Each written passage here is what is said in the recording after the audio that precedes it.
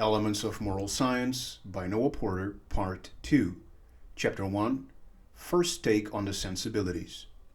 In the previous video, we've dealt with moral science in general, its subject matter, purpose, and importance.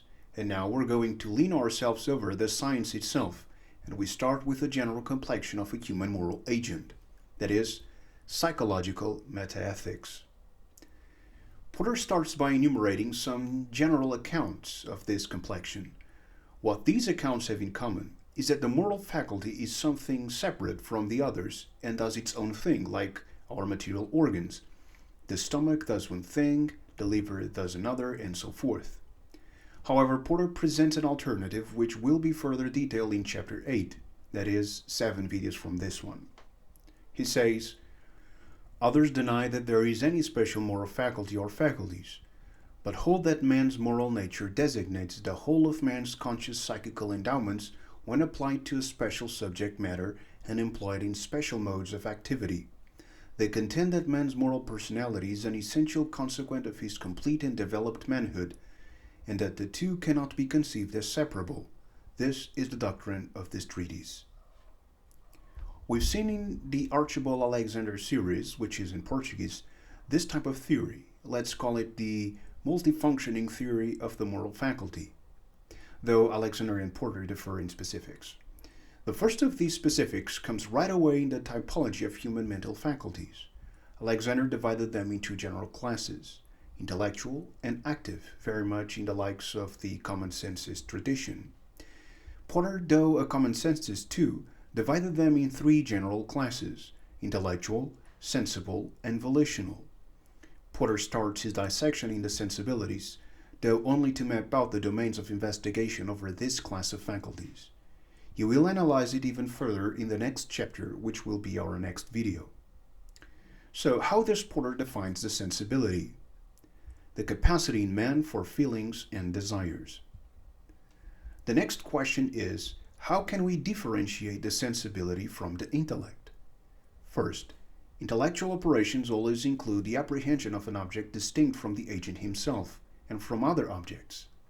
This makes it objective, that is, it has to do always with an object. Sensible operations, on the other hand, don't have anything to do with apprehending objects. It is purely experiential and hence called subjective. Second, sensible operations depend on intellectual operations. For the excitement of the sensibility, there must be some object over which the sensibilities fall. To be excited, depressed, uplifted, angry, etc. over anything, there must be something under the intellect's radar, and Porter goes further saying that this is a mental law. The law is universal, that to the exercise of any such emotion, some object must be apprehended by the intellect which is fitted to excite and maintain it.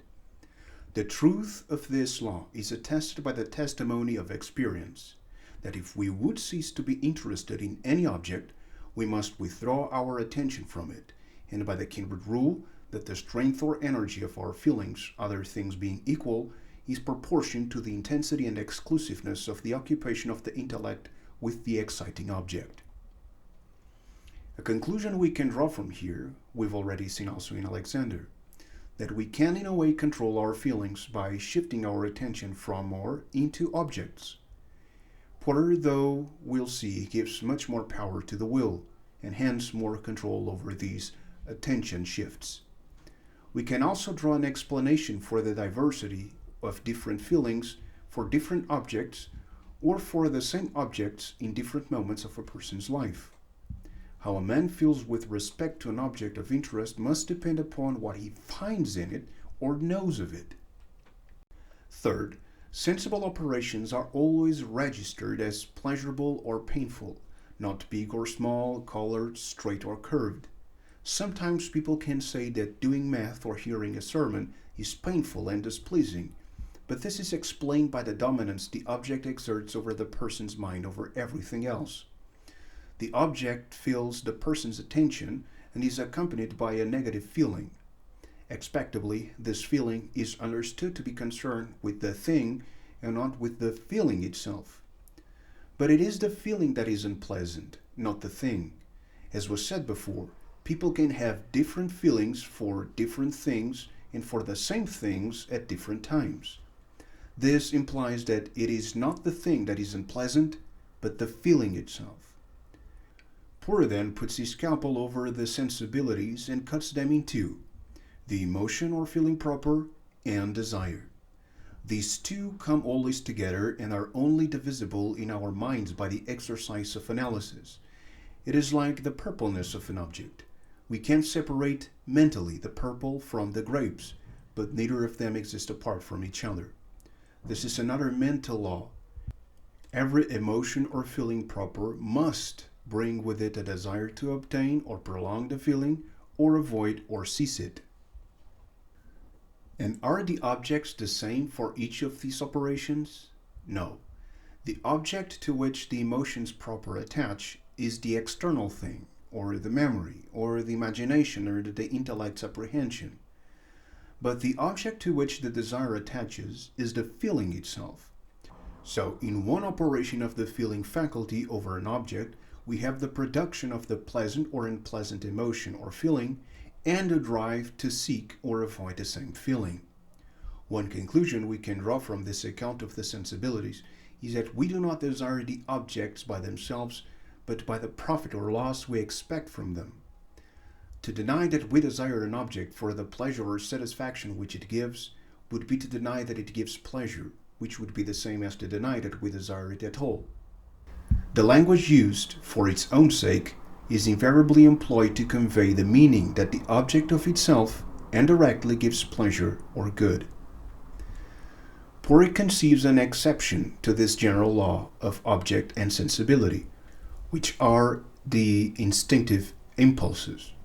Many times people get into fight or flight states or anxieties, among other examples, without even thinking about anything special or relevant to those feelings. The feeling proper is there but with no object. The desire, however, has an object. Why? Because the person cannot apprehend the cause of the feeling, though he or she immediately feel it as unpleasant. The feeling, now being an object of observation by the intellect, quickly produces a desire to avoid it. Hence, Porter asserts that we submit that all impulses which remain forever below consciousness can have no relation to those affections and desires which impel to intelligent and responsible volition. Another conclusion we can draw from this account of the sensibilities is that the desire for happiness, that is, the desire to be in pleasant or positive emotional states, is not some special faculty, just like some thinkers account for the moral faculty. There is no faculty that points human beings to an abstract condition of happiness.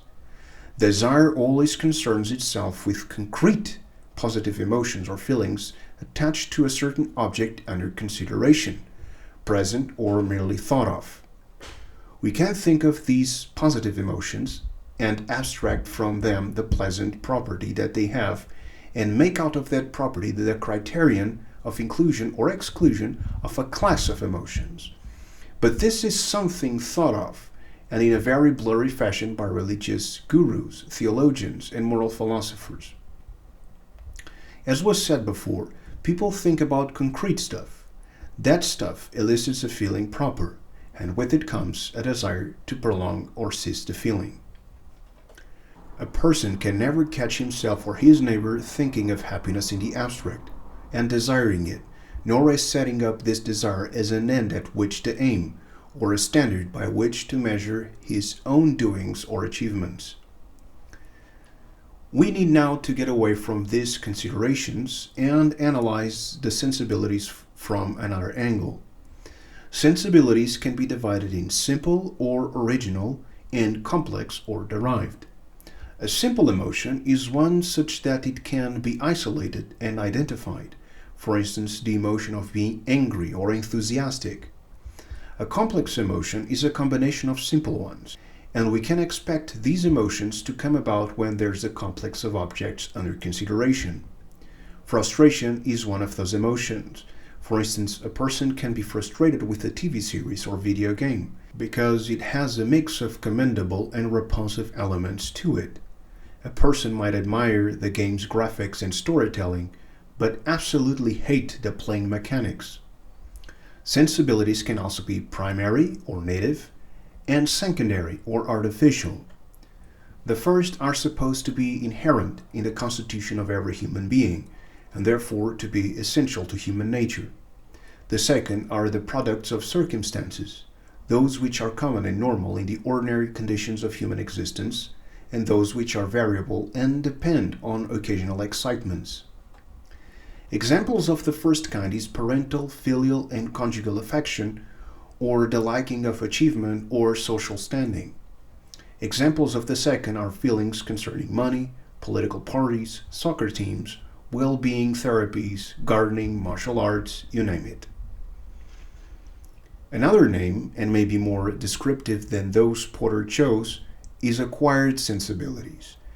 People don't have an innate drive and feeling for any of the things I just enumerated. These sensibilities are acquired and are very much contextual. The secondary or acquired sensibilities are characterized by hiding under it a primary one. All the enumerated objects, money, political parties, etc., are but the means to an end. Acquisition might bring with it social standing and conjugal affection. Political parties might bring with it communal belonging and social standing, etc., etc. Again, we can expect to find native sensibilities in every man, in every culture, of any place and time. Acquired sensibilities in specific cultures of specific times and places. Hence, we might find more diverse acquired sensibilities in more developed and urbanized civilizations, that is, further away from the natural conditions of early human cultures, such as in the Paleolithic period. That is why it is so difficult so many times to unveil what is behind acquired sensibilities and intervene on them if problematic.